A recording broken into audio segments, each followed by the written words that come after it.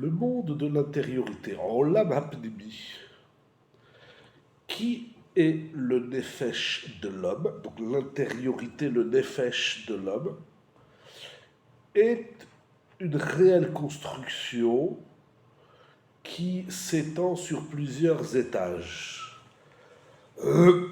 Et chaque étage est lui-même un monde entier qui compose de nombreuses règles et détails. Le travail du monde de l'intériorité de l'être, de soi, et le travail de la construction, qui est composé de plusieurs étapes qui doivent venir l'une derrière l'autre, du début jusqu'à la fin. Je fais une parenthèse dans ce qu'écrit le Rav. Il décortique et analyse tellement le Nefesh qu'on a l'impression que c'est un travail qui ne s'arrête jamais. Et on se pose même la question, est-ce qu'on va y arriver? Et le Rav nous dit, mitechila ve'atsof, du début jusqu'à la fin. C'est le travail de toute une vie, c'est le travail de toute la vie, et c'est le travail de la vie de l'homme. Oui, on peut y arriver. C'est minutieux, c'est délicat, mais c'est passionnant. Je ferme la parenthèse. Lorsque l'homme veut bâtir une bâtisse, une maison, il doit d'abord définir ce qu'il veut construire. Un studio, un 5 pièces, une villa, etc. Il doit s'assurer également de détenir l'argent nécessaire pour bâtir sa maison. Ensuite, il doit acheter un terrain, il doit amener un architecte, un ingénieur, un entrepreneur.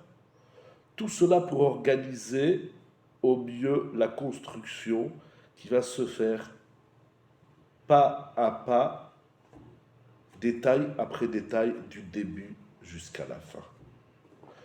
Il doit également se munir de permis de construire. Et après avoir réuni tous ces préparatifs, tous ces éléments nécessaires, il doit amener des ouvriers et du matériel, les matériaux nécessaires pour la construction. Et ensuite, il bâtira sa maison pas à pas, selon le programme établi au préalable. Ce n'est qu'après avoir achevé le travail de construction qu'il possédera une bâtisse digne de ce nom, selon ce qu'il désire. Il en est tout autant pour ce qui est du nefesh de l'homme. Le nefesh, l'intériorité est là, il faut la découvrir, le Rav nous en a beaucoup parlé jusqu'ici. Et ensuite, maintenant, voilà, c'est là. Je fais quoi avec? Il faut savoir construire avec les éléments qu'on a découverts dans notre pnimiout, construire la pnimiout. Pénétrer le monde de la pnimiout, du nefesh, et travailler avec les énergies du nefesh nécessite de nombreuses préparations. Nécessite également un travail concret de construction graduelle. C'est pour cette raison que ceux qui étudient la Torah, les personnes qui étudient la Torah, les Talmidei Chachamim, sont appelés des bâtisseurs, Banaïm. Ils bâtissent le monde de manière générale et ils bâtissent leur monde, Olam Shalem, leur âme, leur nefesh. Tel que la Gemara nous l'enseigne au traité Shabbat 114a. Qui sont les bâtisseurs du monde? C'est incroyable. Il faut être bonnet, il faut construire, bâtir. Amar Rabbi Yochanan, il dit Rabbi Yochanan, ce sont les Talmidei Chachamim qui étudient et qui s'investissent dans la construction du monde durant toute leur vie. Et de même, la Gemara, à la fin du traité Brachot, nous ramène l'enseignement de Rabbi Lazar au nom de Rabbi Hanina Talmidei Chachamim Marbim Shalom Baolam. Ceux qui étudient la Torah, ils augmentent la paix dans le monde. Sans Torah, il n'y a pas de Shalom. Comme il est dit dans le verset Lechol Banaïch, Limudei Hashem et Rav Shalom Banaïch, Atikre Banaïch et la Bonaïch. Les bâtisseurs, les constructeurs sont ceux qui amènent le Shalom. C'est intéressant à réfléchir. Ce lien qu'il y a entre Shalom et Binyan et Torah. Torah, Shalom, Binyan. Torah, Binyan, Shalom. Talmidei Chachamim. En d'autres termes, lorsqu'on étudie la Torah, on se bâtit, on bâtit le monde et on amène le Shalom dans le monde. Il n'y a pas de Shalom sans Binyan. C'est incroyable.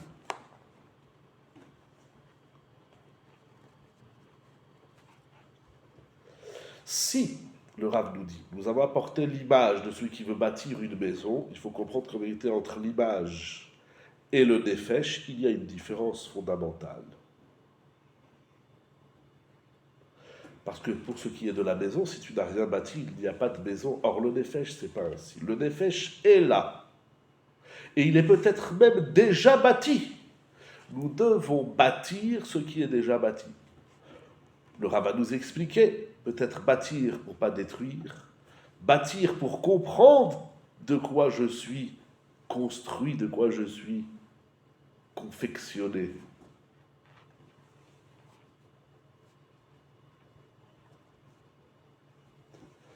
Le monde de la matière, c'est le monde de l'action, nous l'avons vu dans les shiurim précédents. Et donc le monde de l'action, pour le bâtir, il faut agir en conséquence. Si on ne bâtit rien, il n'y a pas de bâtisse, bien évidemment. Mais dans le monde de la pénibiout, il n'existe pas la notion d'action comme nous l'avons vu précédemment. Justement, la pénibiout, ce n'est pas l'action, ce n'est pas le monde physique. Parce que dans le monde du nefesh, tout est là, tout est déjà là. Le monde intérieur est un monde, un univers qui contient des kochot, des énergies qui sont déjà là. Et il n'incombe pas à l'homme de faire les kochot. Alors la question s'impose, bien évidemment, nous dit le Rav. De quelle construction nous parlons lorsque nous parlons du monde de l'intériorité? La réponse est on ne peut plus fondamentale, nous dit le Rav.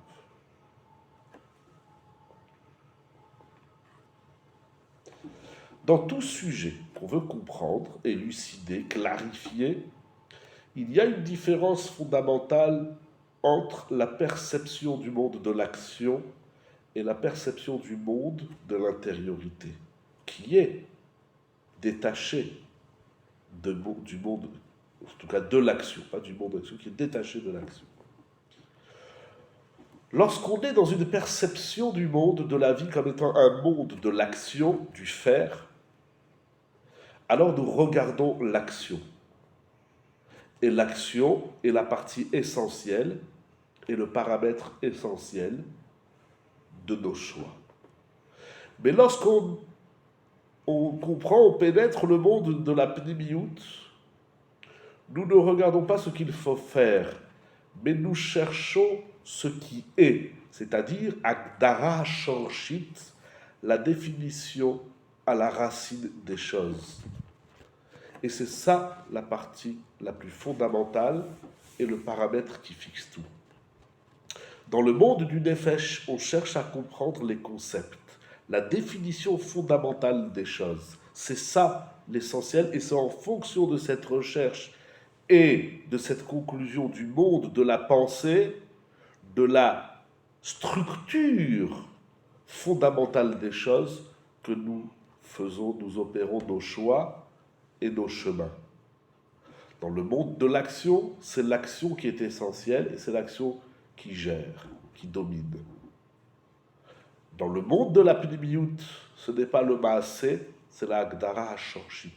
Ce qui est intéressant, j'ouvre une parenthèse, c'est ces deux mondes de l'action et de la pnimiout vont se retrouver, lequel des deux va définir, choisir et dominer. Je ferme la parenthèse. Lorsque nous voulons clarifier